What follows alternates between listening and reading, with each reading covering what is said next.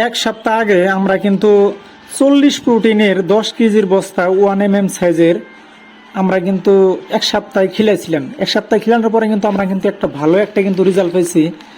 ভালো রেজাল্ট বলতে ধরেন যে ধরেন যে যেটা ছোটো ট্যাঙ্ক আছে, সেই ছোটো ট্যাঙ্কে যখন আমরা এই আদার খাওয়ানো স্টার্ট করলাম, আমাদের তখন লাইন আসলো আপনার 40টা। আর আমাদের যেটা বড় ট্যাঙ্ক আছে সেই ট্যাঙ্কে যখন এই আদার খিলানি ধরলাম, তখন আমাদের লাইন আসলো আপনার 80টা লাইন আর কি। যখন আঙ্গো এই 40 প্রোটিনের 1 mm সাইজের দানা হয়তো ফিট যখন শেষ হয়ে গেল গায়ে এক সপ্তাহ পরে, আমরা তখন কিন্তু লাইনটা গুনে দেখলাম যেটা 40 লাইনের আসাল, সেই লাইনটা কিন্তু মোটামুটি 28 লাইনের আসলো ওই দানা খিলানোর পর। আর যেটা 80 লাইনের আসলো সেটা কিন্তু ওই দানাটা খাওয়ানোর পর কিন্তু 40টাই লাইন আসলো। তো অত্যন্ত কিন্তু ভালো একটা রেজাল্ট কিন্তু আমরা পাইছিলাম।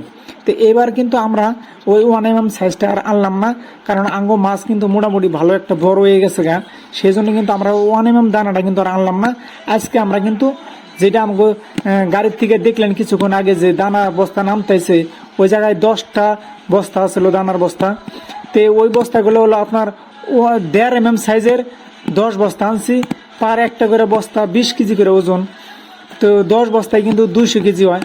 তো এই 200 কেজি খিলিয়ে আমরা কিন্তু আবার ধরেন যে পরে কিন্তু আবার আমরা মাছ গুনে কিন্তু মাছের লাইন গুনে দেখবো যে ওই 40 প্রোটিনের 1 mm সাইজের দানা খিলিয়ে 7 দিনে কত লাইন ছিল কমছিল। আর এই 1.5 mm সাইজের 32 প্রোটিনের 20 কেজির বস্তাগুলো খিলিয়ে ধরেন যে কতটা লাইন আসে সেটা কিন্তু আমরা গুনে দেখবো আর কি।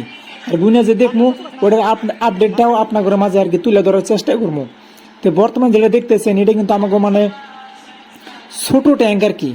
ছোট ট্যাঙ্কে কিন্তু ধরেন যে মানে মাছের সাইজগুলো কিন্তু বড় বড়, এটাই কিন্তু বর্তমান আছে 28টা লাইনের মাছ। সেই জন্য কিন্তু এই ট্যাঙ্কটাই কিন্তু মাছ কিন্তু বহুত বড় বড়, সেই জন্য কিন্তু মাছ কিন্তু আদারও খায় কিন্তু প্রচুর। তো ছোটো ট্যাঙ্কে কিন্তু আদার একটু বেশি দিয়ে ফেলাইছিল আমার বন্ধুটা, সেই জন্য কিন্তু আদার খাইতেছে না। সেই জন্য কিন্তু আমার বন্ধুরা কিন্তু ছাটনি দেওয়া আদার তুলে কিন্তু ছোটোটার মধ্যে দিতেছে। বড়টাই খায় না, আর ছোটোটা দেওয়ার লগে লগে দেন খাইয়ে মানে কিন্তু শেষ করে দিতেছে। তে বড়টার মধ্যে মাছ বেশি, সেই জন্য বন্ধুটা আমার মানে হয়তো আদার একটু বেশি দিছে। তে রাউন্ড ট্যাঙ্কটা হলো রাউন্ড। তো সব সাইডে মাছ আদার খায় না, কিছু কিছু সাইডে খায়। 4 সাইডের 3 সাইডে আদার খায়, এক সাইডে একটু কম খায়। ওই সাইডে দেখেন আদার কিন্তু লোটিয়ে পড়েছে, আর এই সাইডে দেখতেছেন আদার কিন্তু নাই খেয়ে। আর পানি কিন্তু আমরা 2 দিন হয় চেঞ্জ করছি, পানি কিন্তু অত্যন্ত ক্লিয়ার আছে। সেই জন্য কিন্তু ধরেন মাছগুলো কিন্তু ফালাফালি করতেছে, মাছ কিন্তু অত্যন্ত খুশিতে আছে। তো এই যে বালতিতে যেটা দেখতেছেন এটা কিন্তু আমরা একটা জুস তৈরি করছি 2টা ট্যাঙ্কিতে দেওয়ার জন্য। জুস তৈরি করতে কি কি লাগে, জুস কেমন করে তৈরি করতে হয়, সেটা কিন্তু আপনাদের আমরা নেক্সট যেটা ভিডিও বানাবো সেই ভিডিওর মাধ্যমে আপনাদের তুলে ধরবো আর কি। তো দেখতেছেন যে আমাকে ছোটো ট্যাঙ্কে কি হারে মাছে মানে আদার খাইতেছে, সেটা কিন্তু আমার এই ভিডিওর মাধ্যমে কিন্তু আপনারা সরাসরি কিন্তু দেখতেছেন। আর মাছে যখন আদার খায় তখন কিন্তু আমরা মোটামুটি আমাদের যেটা অক্সিজেন আছে অক্সিজেনের লাইনটা কিন্তু আমরা অফ করে দিই আর কি।